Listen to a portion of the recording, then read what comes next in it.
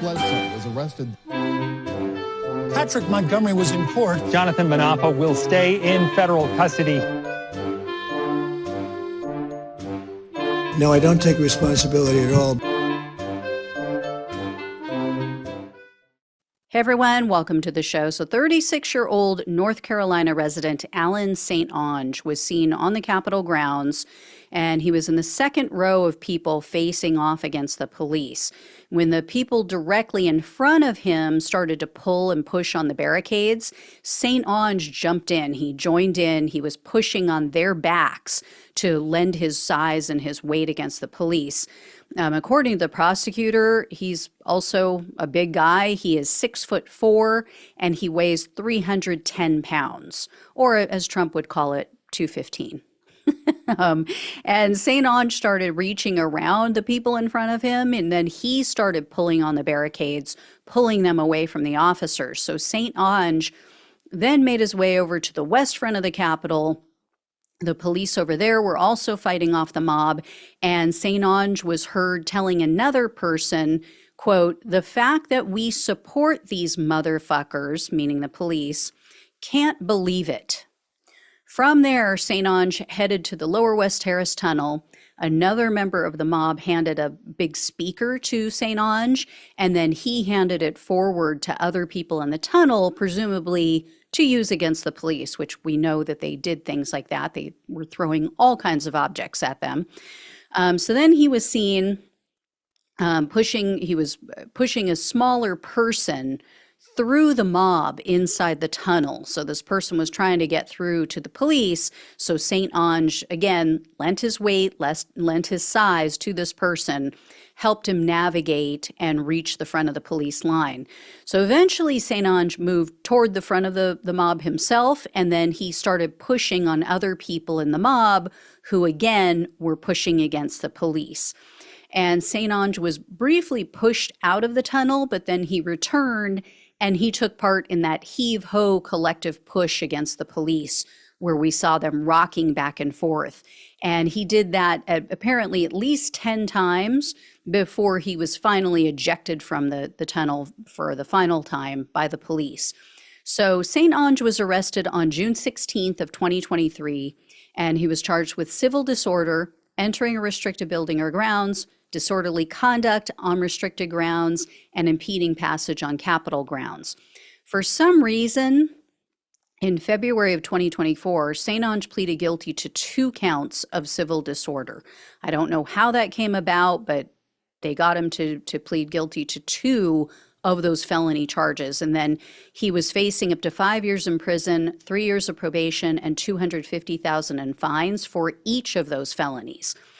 The government, though, should have pulled the plea, because during his post-plea interview, which is just standard practice that they do, St. Onge tried to convince the investigators that he had no idea that there were any police officers inside the tunnel, where he was forcefully pushing against them. And unfortunately, the prosecutor requested only 21 months in prison, 3 years of probation, and $2,000 in restitution. An incredibly weak sentence, especially given his criminal history. According to the government, St. Onge has been criminally convicted, not just charged, but convicted 13 times. They were for offenses like damage to property, disorderly conduct, domestic battery, assault. Typical. And he's been arrested even more times than that for things like aggravated assault, simple assault, disorderly conduct, domestic battery. So another one of Trump's great people. And St. Onge was on probation for a 2019 assault when he took part in the Capitol attack. I've mentioned this guy before. You guys might remember this. While he was out on pretrial release for the assault charge, St. Onge was arrested again because he was at a bar and he got into some sort of altercation, some sort of argument with a woman, threw an ashtray at her, and then punched her in the throat. Punched a woman in the throat. And I told you how big he is. Another person tried to intervene And St. Ange then pushed that person to the ground, kicked the guy, and stomped on his chest. Then, when people started talking about calling the police, he took off. He fled the scene. He was arrested that night, but not for the violent attacks. He was arrested for driving under the influence. So they just so happened to catch him. This guy is clearly a loose cannon. He clearly has unresolved anger issues. So the prosecutor told the judge that St. Ange can't hold down a job. Another, great thing. Basically, they said he can't keep a job for more than 2 years. His employers say that basically he's been fired more often than not for becoming, quote, enraged at work. So, sounds like a 36-year-old spoiled brat who's never dealt with his childhood trauma. I mean, get some help. Just my unprofessional opinion. I'm not a psychologist, but as someone who's dealt with my own anger issues, I can kind of spot it. Anyway, U.S. District Judge Carl Nichols presided over St. Ange's case, and he sentenced him to 18 months in prison, 3 years of probation, and $2,000 in restitution. So pretty good for this judge, especially, although based on his history, prosecutor should have asked for a lot longer. Right?